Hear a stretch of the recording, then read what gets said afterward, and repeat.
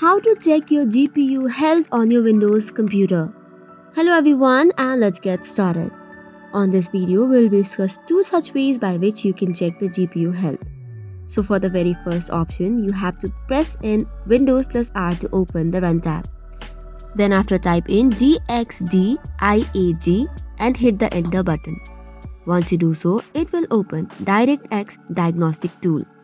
From here, you can view different settings such as System, Display, Sound 1, Sound 2 and Input. And this is how you can check for the GPU health and its information. Additionally, you can also tap on Save Information or Save All Information button, which will save all of the GPU health information on a TXT file on your computer. So this is one way by which you can check your GPU health. For the next option, you have to open your device manager. Once you open your device manager, you have to go to Display Adapters or Display Drivers. Once done in it, right-click and go to Properties.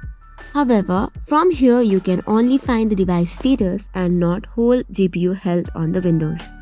So these were the two ways by which you can check the GPU health. And that is all for today's video. For more such contents, do not forget to hit the like and subscribe button.